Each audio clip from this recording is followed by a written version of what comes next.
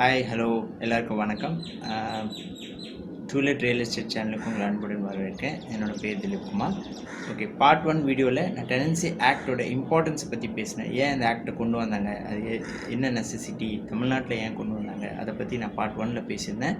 அதோட கண்டினியூஷன் இது பார்ட் 2. இந்த பார்ட் 2ல் நம்ம எதை பற்றி பார்க்க போகிறோம்னா, இந்த டெனன்சி ஆக்டுக்குள்ளே என்னென்ன சட்டத்திட்டங்கள் கவர்மெண்ட் ரூல்ஸ் அண்ட் ரெகுலேஷன்ஸை வகுத்திருக்காங்க, அதை ரொம்ப டீட்டெயிலாக பார்க்காம ஓவரால் முக்கியமான பாயிண்ட்ஸை மட்டும்தான் நான் இன்றைக்கி டிஸ்கஸ் பண்ண போகிறேன். ஏன்னா எல்லா பாயிண்ட்ஸும் டிஸ்கஸ் பண்ணோன்னா நிறைய வீடியோஸ் பண்ண வேண்டியது இருக்கும், அது தேவையில்லை. அப்படி உங்களுக்கு நிறைய இதோட நாலேஜ் தேவை அப்படின்னா நான் அந்த பார்ட் 1லேயே பிடிஎஃப் டவுன்லோட் கொடுத்துருக்கேன். பார்ட் 2லேயும் டிஸ்கிரிப்ஷனில் நீங்கள் பார்த்தீங்கன்னா அதோட கவர்மெண்ட்டோட அந்த டெனன்ட் ஆக்டோட பேஜ் 300 to 318 அந்த பார்ட் ஃபுல்லாக நீங்கள் பார்த்தீங்கன்னா எல்லாமே கவர்மெண்ட் என்னென்ன டேர்ம்ஸ் அண்ட் பாயிண்ட்ஸ் வச்சுருக்காங்க, இந்த லாக்குள்ளே எது அப்ளிகபிள் எப்படி பண்ணணும், எப்படி பண்ணக்கூடாது, எல்லா கைட்லைன்ஸும் அதில் இருக்குது. நீங்கள் அதை படித்தாலே போதும். இந்த வீடியோவில் நான் முக்கியமான சில பாயிண்ட்ஸ் மட்டும்தான் பேசுவேன். இது நீங்கள் தெரிஞ்சே இருக்கணும் அப்படின்ற பாயிண்ட்ஸை மட்டும்தான் இந்த வீடியோவில் நம்ம ஃபுல்லாக டிஸ்கஸ் பண்ண போகிறோம். வாங்க நம்ம நேரடியாக வீடியோக்குள்ளே போகலாம். மேல் அப்பீல் அதை பற்றி நம்ம விரிவாக பார்க்கலாம். சரி, அடுத்த பாயிண்ட் பார்ப்போம். இன்கேஸ் டெனண்ட் இறந்துட்டார், இப்போது ஒரு டெனண்ட் வாடகைதாரர் இறந்துட்டார் அப்படின்னா அவருக்கு பின்னாடி ஒரு வாரிசுதார் அதோட உரிமைகள் கோர முடியாது. அவங்க லிவிங் டுகெதராக இருந்தால் உரிமைகள் கோரலாம். இப்போ ஒரு கணவர் மட்டும் தனியாக பிரிஞ்சு வாழ்கிறார் அப்படின்னா அவரோட இறப்புக்கு அப்புறம் மனைவின்னு சொல்லிட்டு யாருன்னா அவரோட உரிமைகள் கோரினா இந்த அக்ரிமெண்ட் ரைட்ஸ் கோரினா கிடைக்காது. மறுபடியும் நீங்கள் கேன்சல் பண்ணிவிட்டு ஃப்ரெஷ்ஷாக ஒரு அக்ரிமெண்ட் தான் போட வேண்டியது இருக்கும் அப்படின்றது சட்டமே சொல்லுது. சரி, இந்த ஆக்டில் என்னென்ன கவர்மெண்ட் எதை பற்றி இந்த அட்டாச்மெண்ட் பிடிஎஃப் சொன்னல இதில் எந்தெந்த டாபிக்ஸை பற்றி பேசியிருக்காங்க அப்படின்னு ஷார்ட்டாக ஒரு ரிவ்யூ சொல்கிறேன். ஏன்னா நம்ம எப்படியும் இன்டெப்த்தாக போக போகல, நான் ஓவர்வியூ தான் சொல்கிறேன். அட்லீஸ்ட் அதோட சப்ஜெக்ட் லைன்ஸ் உங்களுக்கு சொல்லிட்டேன்னா நீங்கள் அதுக்குள்ளே போய் இந்த சப்ஜெக்ட் அதுக்குள்ளே இருக்கா அப்படின்னு நீங்கள் போய் பார்க்கலாம். சரி, நான் முதல்ல எந்த சப்ஜெக்டை பற்றி பேசுகிறாங்க அப்படின்னா இந்த டைட்டிலை பற்றி பேசுகிறாங்க, யார் உரிமையாளர், அதை பற்றி அதுக்கு என்னென்ன விதிமுறைகள் அதை பற்றி பேசியிருக்காங்க. Act not apply to certain premises, எந்தெந்த ப்ரெமிசஸ்க்கு இது உகந்ததல்ல அப்படின்னா சென்ட்ரல் கவர்மெண்ட் சார்ந்த விஷயங்கள், சென்ட்ரல் கவர்மெண்ட் சார்ந்த பில்டிங்கோ அந்த மாதிரி பஞ்சாயத்து சார்ந்த பில்டிங்களோ அதுக்கெல்லாம் இது சேராது அப்படின்னு சொல்லியிருக்காங்க. சரி, சாப்டர் 2ல் எதை பற்றி பேசியிருக்காங்கன்னா டெனன்சி அக்ரிமெண்ட்டை பற்றி பேசியிருக்காங்க. அது எப்படி போடணும், அந்த பீரியட் ஆஃப் அக்ரிமெண்ட் எத்தனை மாதத்துக்கு இல்லை ஒரு வருஷத்துக்கு மேலே போட்டால் அது என்ன பண்ணணும் அதை பற்றி பேசியிருக்காங்க. இன்ஹெரிட்டபிலிட்டி ஆஃப் டெனன்சி, அது வாரிஸ் எப்படி, அதோட அடுத்தடுத்த வாரிசார் யாருன்னு நம்ம சொல்லலாம், அதை பற்றி. ரெஸ்ட்ரிக்ஷன் ஆஃப் சப்லெட்டிங் அப்படின்னா மேல் வாடகை, அதை பற்றியும் பேசியிருக்காங்க. அதில் என்ன விதிமுறைகள் பற்றி பேசியிருக்காங்க. வாடகை, நீங்கள் ரெண்ட் எப்படி பே பண்ணணும், அப்புறம் வாடகை அதிகரிக்கணும் அப்படின்னா அதுக்கு நீங்கள் என்ன நார்ம்ஸ் ஃபாலோ பண்ணணும். ஒரு சமயம் உங்களுக்குள்ளே ஃபிக்ஸ் பண்ண முடியலன்னா நீங்கள் ரெண்ட் அத்தாரிட்டிக்கு போயிட்டு அவர் மூலமாக கூட நீங்கள் ரெண்ட் ஹைக்கை ஃபிக்ஸ் பண்ணிக்கலாம் அப்படின்னு சொல்கிறாங்க. செக்யூரிட்டி டெபாசிட்டை பற்றி பேசியிருக்காங்க. அப்புறம் applications of landlord and tenant, என்ன ஆப்ளிகேஷன்னா ஒரு செட்டு டாக்குமெண்ட் ஒரிஜினல் டெனண்ட் கையிலையும் இருக்கணும், லேண்ட்லார்ட் கிட்டையும் இருக்கணும்னு சொல்கிறாங்க. மாதம் ரெசிப்ட் கொடுக்கணும், லேண்ட்லார்ட் அவர் வாங்குகிற வாடகைக்கு ரெசிப்ட் கொடுத்தாகணும். ஒரு சமயம் உங்கள் லேண்ட்லார்ட் வாடகையை வாங்க மறுத்தால் அது வாடகைதார் மணி ஆர்டரில் அனுப்பலாம். மணி ஆர்டரில் அனுப்பிச்சு 2 வாட்டி அனுப்பலாம், அதை ட்ரை பண்ணலாம். அப்படியும் லேண்ட்லார்ட் வாங்கலை அப்படின்னா ரெண்ட் அத்தாரிட்டிக்கிட்ட போய் அந்த ரெண்ட்டை டெபாசிட் பண்ணலாம் அப்படின்னு சொல்லுது. அதை பற்றி டீட்டெயிலும் சாப்டர் 4ல் 14th பாயிண்ட் அதை பற்றி விரிவாக பேசியிருக்காங்க. அப்புறம் repair and maintenance of property, எந்த ரிப்பேர் யாரை சார்ந்தது அதை பற்றி நம்ம டீட்டெயிலாக பார்க்கலாம். அதுக்கப்புறம் tenant to look after the premise, entrance information about the property manager. Okay, property manager அப்படின்றவர் அவரை பற்றி, அவரோட ரோல் என்ன, ரெஸ்பான்சிபிலிட்டிஸ் என்ன. அப்புறம் household cutting essentials cut பண்ணக்கூடாது, கரண்ட்டையோ தண்ணியோ கட் பண்ணக்கூடாது. இந்த சர்க்கம்ஸ்டன்ஸ் அப்படி கட் பண்ணால் என்ன ஆகும், அதுக்கு எவ்வளோ ஃபைன் வரும், அதை பற்றியெல்லாம் போட்டிருக்காங்க. ஒரு சமயம் நீங்கள் ஓகே, அதோட சாப்டர் 5ல் என்ன எதை பற்றி பேசுகிறாங்கன்னா repossession of the premises by the landlord. So அதை பற்றி தான் பேசியிருக்கு. ரீபோர்ஷன் ஆஃப் தி எப்படி வந்து கைப்பற்றுறது அதை பற்றி முழு விவரமாக பேசியிருக்காங்க. இந்த டிஸ்பியூட் டைமில் ஆடியோ கண்ட்ரோலில் இருக்கும்போது வாடகை எப்படி பே பண்ணுறது அதை பற்றி. சாப்டர் 6ல் வந்து ரெண்ட் கோர்ட்டோட பவர்ஸு, அவங்களோட மேல் அப்பீல் அதை பற்றி பேசியிருக்காங்க. சரி, இதெல்லாம் நீங்கள் வந்து அட்டாச்மெண்ட்டில் பார்த்து ரொம்ப டீட்டெயிலாக படித்து தெரிஞ்சுக்கோங்க. இப்போ நான் பேசுகிற நான் எழுதி வச்சுருக்க சில பாயிண்ட்ஸை வந்து ப்ரீஃப் பாயிண்ட்ஸ் வந்து இப்போ நம்ம ஃபர்தராக டிஸ்கஸ் பண்ணுவோம். ஓகே, நம்ம ஏற்கனவே பார்த்த மாதிரி லேண்ட்லார்ட் வந்து original copy of rent agreement வந்து டெனண்ட்டுக்கு அது ரெடி பண்ணோடனே 15 நாளுக்குள்ளே ஒரு காப்பி கொடுக்கணும் அப்படின்னு சட்டம் சொல்லுது. சரி, ஒரு வாடகைதாரர், ஒரு வாடகை உரிமையாளருக்கு, அதாவது வீட்டு உரிமையாளருக்கு 24 மணி நேரம் டைம் கொடுக்கணும். அதாவது அவர் ரிப்பேர் பண்ணுறதுக்கோ, அவரோட ப்ரமிஸை என்டர் பண்ணுறதுக்கோ, வீட்டுக்குள்ளே வரத்துக்கோ, கடைக்குள்ளே வரத்துக்கோ அவருக்கு வந்து 24 மணி நேரத்துக்குள்ளே டைம் கொடுக்கணும். இப்போது வீட்டு ஓனர் வந்து வீடை பார்க்கணும், வீட்டுக்குள்ளே பார்க்கணும் அப்படின்னு வாடகைதாரர்கிட்ட சொன்னால் 24 மணி நேரம் டைமுக்குள்ளே அவருக்கு ஒரு டைம் ஒதுக்கி நீங்கள் அவரை அனுமதிக்கணும் உள்ள அப்படின்றது சட்டம் சொல்லுது. அடுத்தது வந்து no land tenant without, okay, அது கரண்ட்டை கட் பண்ணக்கூடாதுன்னு நம்ம சொன்னோம். அப்படி பண்ணுறது வந்து தவறு. நீங்கள் என்ன டிஸ்பியூட் எது இருந்தாலும் நீங்கள் ஆர்டிஓ கிட்ட போகிறோம், அடுத்த 90 நாட்குள்ளே சால்வ் ஆகுது. அதுக்கு நீங்கள் கரண்ட் கட் பண்ணதில்லை. ஒரு சமயம் நீங்கள் கரண்ட்டு கட் பண்ணி, ஒரு கடையாக இருந்தது நீங்கள் கரண்ட்டை கட் பண்ணிங்க அப்படின்னா அவருக்கு நஷ்டம் ஏற்பட்டது அப்படின்னா அவர் வந்து நியாயமாக தானே அது ஒரு ரெண்ட் அத்தாரிட்டிகிட்ட சொல்லுவார், நான் இப்போ காலி பண்ணிட்டேன் அதனால் எனக்கு ஏற்பட்ட நஷ்டம்னு ஒன்று இருக்குல்ல, அவர் கரண்ட் கட் பண்ணதால் அப்படின்னு அவர் கேட்கணும் இருந்தால் அதுக்கான நஷ்டத்தை நீங்கள் தர வேண்டியது இருக்கும், வேறு வீட்டு உரிமையாளர். ஸோ அதனால் கரண்ட்டை கட் பண்ணக்கூடாது. அப்படி கட் பண்ணிங்கன்னா அதுக்கு வந்து டெம்ப்ரரியாக ஒரு இன்டரம், அதாவது இன்ஜெக்ஷன் பாஸ் பண்ண முடியாது, அதாவது ஸ்டே மாதிரி கொடுக்கலாம், அதுக்கு அதிகாரம் ரெண்ட் கோர்ட்டுக்கு இருக்குது அப்படின்னு சட்டம் சொல்லுது.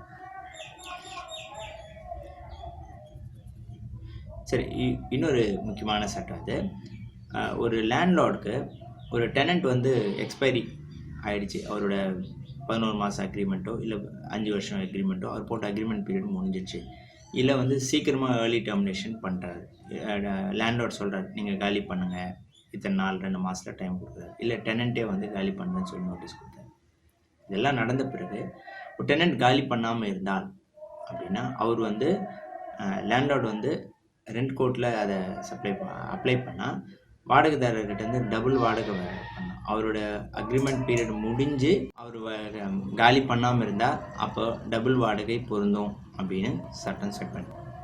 Only the rent court and no civil court shall have jurisdiction except the jurisdiction of rent authority under section 39 to hear and decide related dispute. Okay, இந்த டெனண்ட் சம்மந்தமான எந்த ஒரு விஷயமா இருந்தாலும் இந்த ரெண்ட் ஆக்டில் ரெண்ட் அத்தாரிட்டி மட்டும், அந்த ரெண்ட் கோர்ட்டோ இல்லை ரெண்ட் அத்தாரிட்டி இவங்க மட்டும்தான் அதை வந்து டிசைட் பண்ணும். வேறு எந்த சிவில் சூட்டும் இது சம்மந்தமாக போடக்கூடாது, அது செல்லாது அப்படின்றது சட்டம் சொல்லுது. Okay, an order made by the rent court, ஒரு ஆர்டர், ஒரு ரெண்ட் கோர்ட் ஒரு ஆர்டர் ஃபைனல் ஜட்ஜ்மெண்ட் கொடுக்குறாங்கன்னா அது வந்து சிவில் சட்டம், ஏற்கனவே ஓஎஸ்ன்னு சொல்லுவாங்க சிவில், அதுக்கு நிகரானது தான், இது எந்த வகையிலும் கம்மி கிடையாது. ஸோ அதுக்கு நிகரானது தான் இந்த சட்டமும். இன்னொன்று, ஒரு ரெண்ட் கோர்ட்டில் சிவில் கோர்ட், அதாவது சிவில் கோர்ட்டில் சிவில் ப்ரொசீடிங் 1908 என்னென்ன ப்ரொசீஜர் பின்பற்றாங்களோ அதே தான் இதுலேயும் பின்பற்றுவோம். அதாவது ஆப்போனன்ட்ஸ் வந்தது, அந்த அட்டண்டன்ஸ் மெயின்டைன் பண்ணுறது, அவங்க என்ன பேசினாங்க, டிஸ்கஸ் பண்ணாங்க, அந்த பாயிண்ட்ஸை வந்து சேகரிக்க வைக்கிறது, எவிடன்ஸை குறுக்கு விசாரணை பண்ணுறது, இதெல்லாம் வந்து சிவில் சூட்டில் நடக்கும், சிவில் கேஸில் நடக்கும். அதே ப்ரொசீடிங் 1908 அந்த சட்டத்தின்படி இதே ரெண்ட் கோர்ட்லையும் இதே மாதிரி ப்ரொசீஜர்ஸை ஃபாலோ பண்ணுவாங்க அப்படின்னு சொல்லுவாங்க. நெக்ஸ்ட் இது ரொம்ப முக்கியமாக தெரிஞ்சுக்க வேண்டியது, ஒரு repairs and responsibilities of the tenant. ஒரு வாடகைதாரரும் ஒரு வீட்டின் உரிமையாளரும் உங்களுக்குள்ளே இருக்கிற ரிப்பேர்ஸில் இது யாரை சார்ந்தது, அது யாரை சார்ந்தது அப்படின்னு தெரிஞ்சுக்கணும். சரி, ஒரு வீட்டு உரிமையாளரோட ரிப்பேர்னு சொன்னால் அவர் எந்தெந்த ரிப்பேருக்கு பொறுப்பாவார் அப்படின்னா, ஸ்ட்ரக்சரல் ரிப்பேர்ஸ், அதாவது வீட்டோட செவரு சாஞ்சிடுச்சு, கிராக் விட்டுருச்சு, வளைஞ்சிடுச்சு, பெண்டு, ஏதோ அந்த வீடை சார்ந்த எந்த ஸ்ட்ரக்சரல் டேமேஜஸ் ஆனால் அதை பண்ண வேண்டியது அவர்து.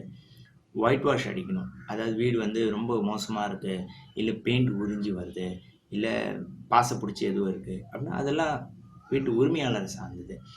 அப்புறம் ப்ளம்பிங் பைப்பில் அடைப்பு இருக்குது, ப்ளம்பிங் பைப் உடனே லீக் ஆகுது அப்படின்னா அதெல்லாம் வீட்டு உரிமையாளர் சார்ந்தது. அதாவது டெனண்ட் உடச்சி லீக் ஆகுதுன்னா அது டெனண்ட்டை சார்ந்தது.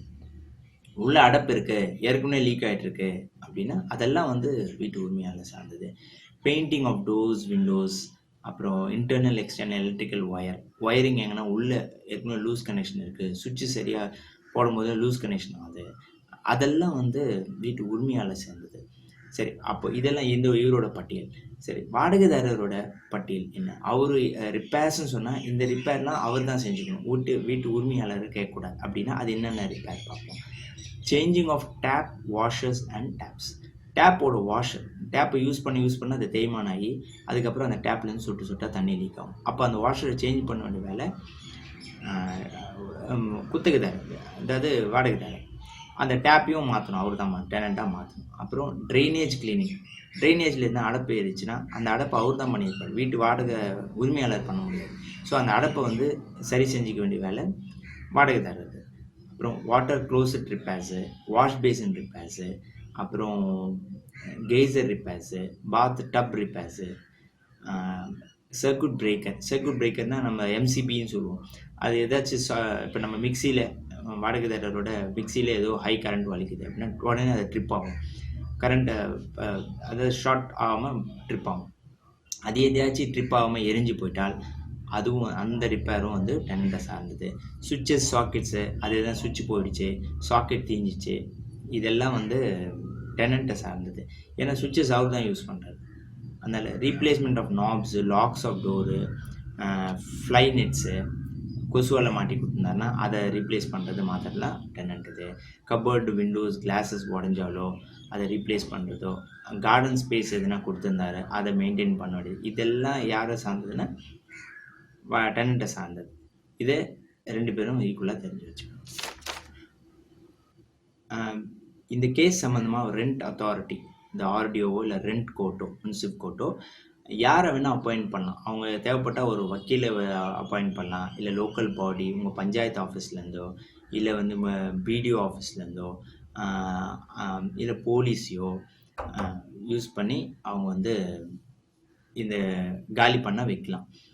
அதுக்கான யார் வேணால் யூஸ் பண்ணலாம். போலீஸ் யூஸ் பண்ணுறது இருந்தால் அதுக்கு எதுனா காஸ்ட் செலவு இருந்தால் அதை வந்து இந்த லெஜிகன்ஸ், இந்த 2 பார்ட்டியும், அதாவது டெனண்ட்டும் லேண்ட்லார்ட் 2 பேரும் சேர்ந்து அதுக்கான காஸ்ட்டை பேர் பண்ணணும், போலீஸை கூப்பிட்டு வரதாண்டா அப்படின்னு சொல்லிட்டு இந்த சட்டத்தில் இடம் இருக்குது.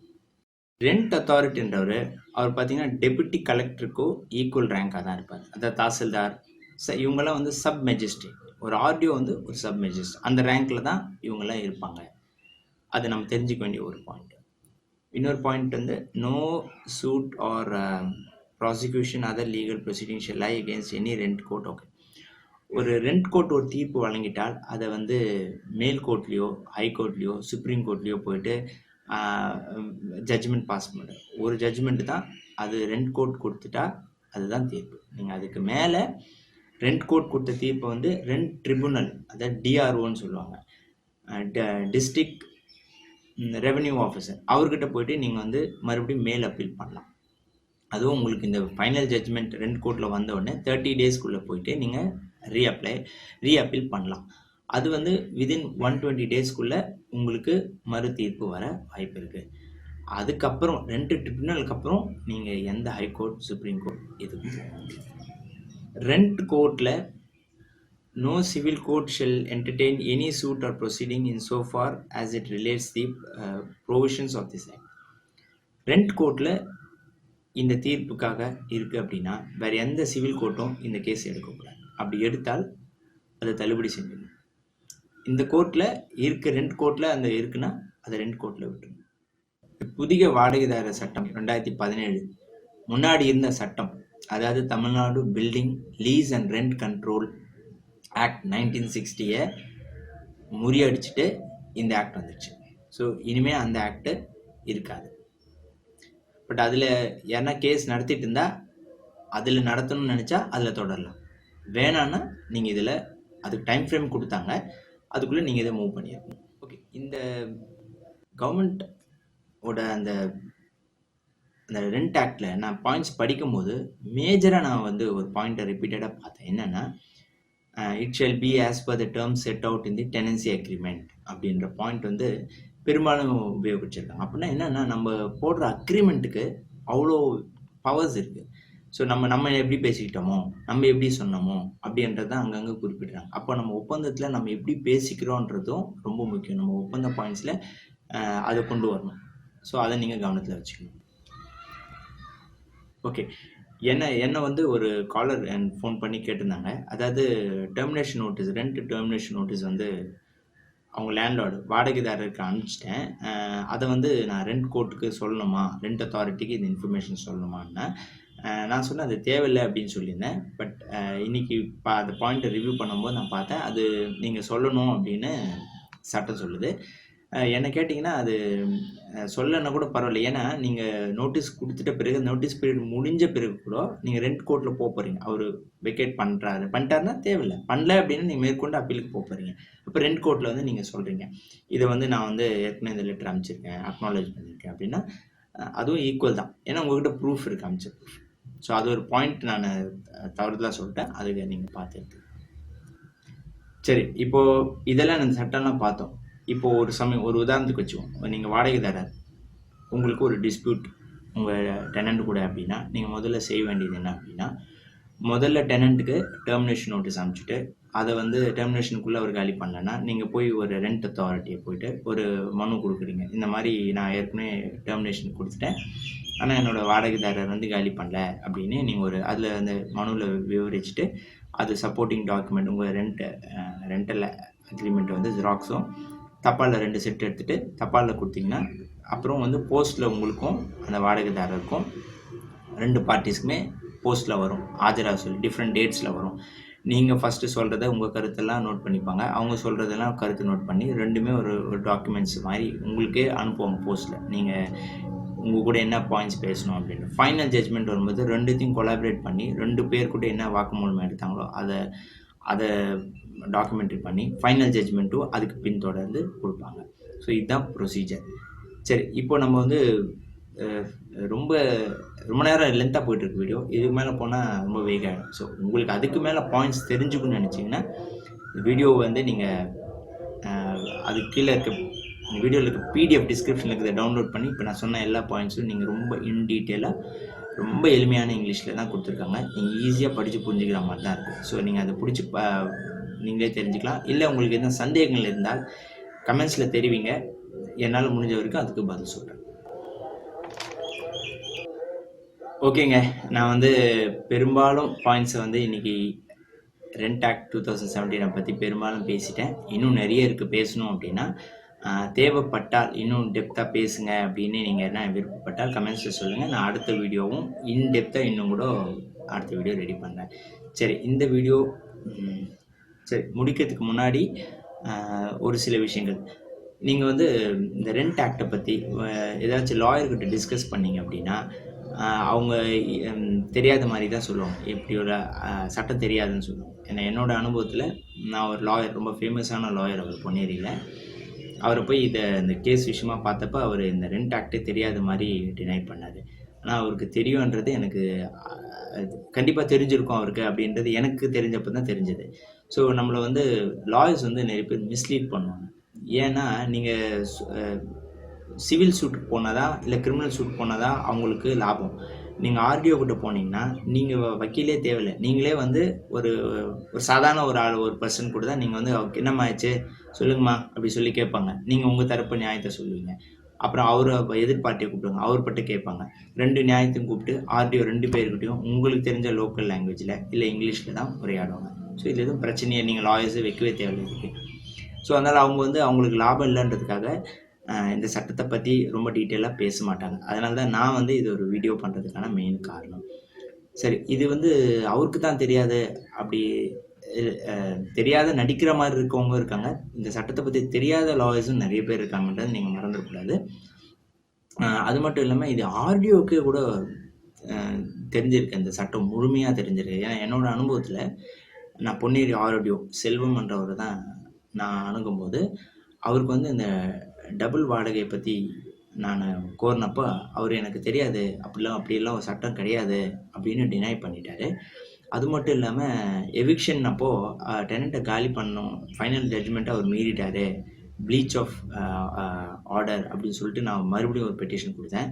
அவர் வந்து என்னங்க நீங்கள் ஆர்டர் கொடுத்தும் டெனண்ட் காலி பண்ணல, அடுத்து என்னங்க ப்ரொசீஜர் அப்படின்னா எவிக்ஷனை பற்றி கேட்டால் அவர் எனக்கு என்ன தெரியும், நீங்கள் தான் காலி பண்ணிக்கணும்னு. ஏங்க நீங்கள் தாங்க சார் கொடுக்கணும் அப்படின்னா, அப்புறம் போலீஸ் ஸ்டேஷனுக்கு போனால் போலீஸ் வந்து நாங்கள் எடுக்க மாட்டோம், ரொம்ப ஆர்டிஓ கிட்ட வந்து இப்படியே கன்ஃபியூஸ் ஆகி ஆர்டிஓவுக்கு சில விஷயங்கள் தெரியாது. ஸோ அதனால் உங்களுக்கு சொல்கிறேன், நீங்கள் ஒரு ஆர்டிஓ கிட்ட நீங்கள் போனால் ஆர்டிஓவுக்கு தெரியலன்னா நீங்கள் அதை கோச்சிக்க தேவையில்லை. ஏன்னா அவருக்கு வந்து இந்த ரெண்ட் ஆக்ட் வந்து அவர் பாக்ஸில் நிறைய இருக்குது.